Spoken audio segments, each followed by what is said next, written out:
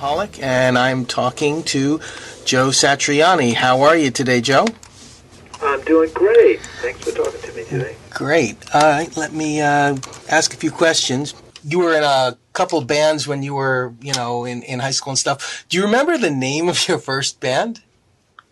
Yeah, the very first band was called Mephistopheles, and then it was quickly followed by a band called Tarsus. Cool. Well, what type of music did you play? We were doing Sabbath, Stones, Zeppelin, The Doors, Spirit. Well, did you end up, because I know you were born in Westbury, or you grew up in Westbury and then moved to Carl Place at some point? Well, when you were a kid? The technical part of it. There's a small part of Westbury that is included in the Carl Place Fire and School District, and I happen to live in that little teeny neighborhood. Oh.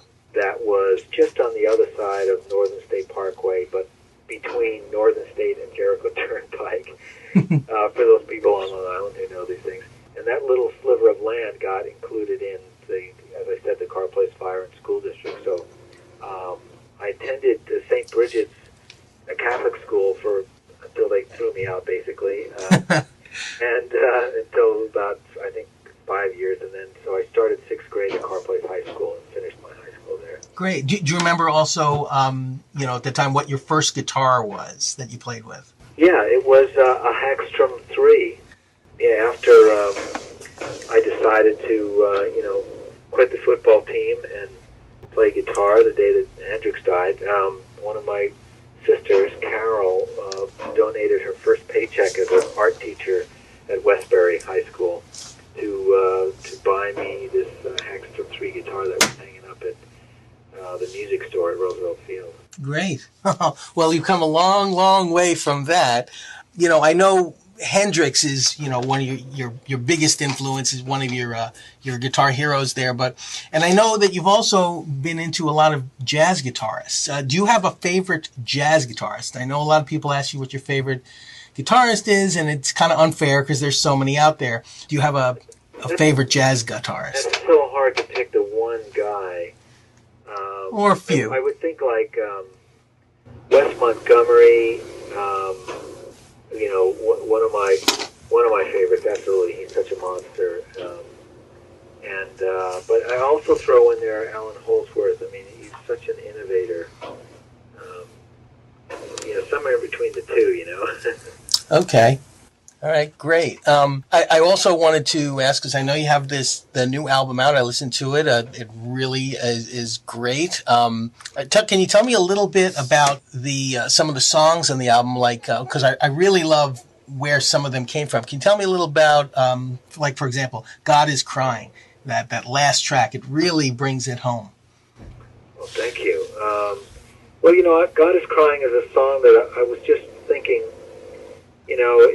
if there is a God and he created everything, that what if he is not really, in control of it, and what if he doesn't see where it's going?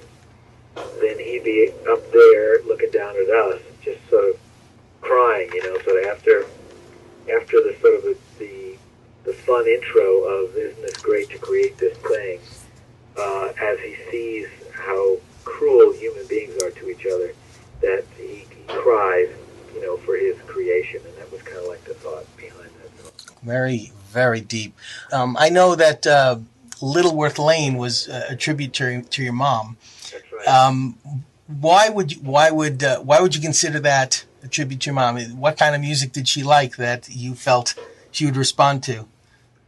Well, she, she grew up in the jazz age, and so both my parents listened to a lot of jazz music growing up. But she, in the late, I should say in the 60s and the 70s, she was into Motown music and funk and soul music, and she liked gospel music as well. And so I guess the song was really about the house where she lived, a very unusual house that was built in the late 1600s, and the street, and how much life she brought into the house, and how much fun we had there as a family. And writing songs, about her, and I thought maybe that was a good starting point. It's definitely a beautiful song. Yeah, let me just switch around here and ask. I mentioned your early guitar. Do you have a current favorite guitar now that you like to play a lot? I mean, I love the sound of the Stratocaster, and I know you have created your own guitars for Ibanez. But do you have a particular, like, a favorite guitar you're playing currently at this moment? Yeah, I've been, I've got three guitars that were, very instrumental in making this new album. One was the prototype of the new JS 2400 that Ibanez has just put out. It's a 24-fret model of the JS line. And I also had a JS 1200 that I had a Sustainiac pickup installed.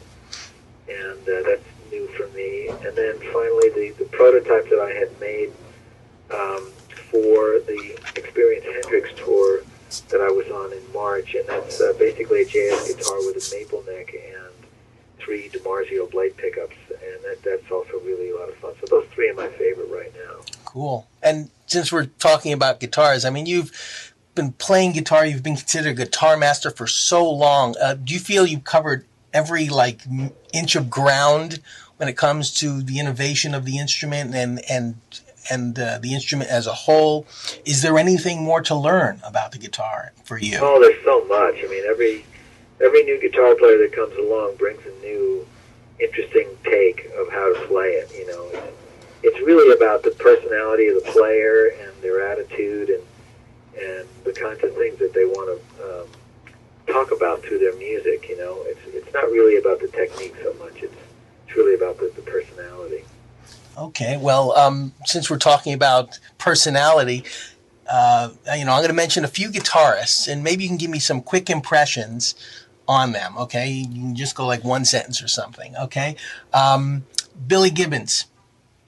Oh, Billy Gibbons, master blues man, an amazing tonal creator, and then what he's done for the world of blues composition is unbelievable. We'll be sifting through his music for decades. Okay. Brian May. Oh, Brian May. What a great guitar orchestrator and someone who really can put a lot of beautiful sound into just a few notes. It's really pretty remarkable. He's one of the coolest guys I've ever met out there who's a true rock god. Okay. Andy Timmons. Andy Timmons. I was just looking at a picture of him. Andy's a great, great player, good friend. Every time he's in town and I'm there playing, he gets invited up on stage because he's just great. And he's one of those guys who's just got a lot of musical energy, and he can play just about anything. Okay. Now I want to talk about I'll mention a few guitarists I don't know if you've met or not. Nuno Benincourt from Extreme. Yeah, the only time we ever sort of hung out together was way back in '91. We were all doing the Guitar Legends Festival show together. Coincidentally, our musical director was Brian May, and so we had about 4 days of hanging out in London, rehearsing our show, and that's when I got to know him as a person and find out that he was a multi-instrumentalist and very talented. Okay, what about Steve Howe? Oh, yes. Only met him once, just briefly, about less than a year ago. I was at Q104 in New York City, and I was leaving, I believe, to do an interview, and they were arriving. Okay. And the guys in Yes, and so I got to see him. And unfortunately, I only got to say hi and get a picture taken. That was about it. Okay. Let me see. Have you met David Gilmour, Pink Floyd? Just shook his hand once at a hotel in Osaka, Japan. Okay. Well, you got to shake his hand. What's your opinion? And this is sort of a combo question.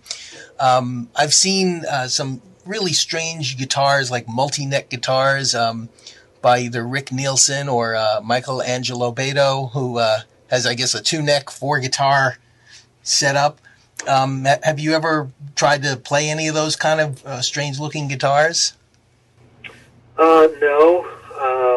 I think the one neck is hard enough. I mean, I've got a double neck, and when you need a double neck, you play it just because you need it. That's about it. But yeah, having the necks going out in different directions and all that kind of stuff, I don't think I really need that kind of stuff.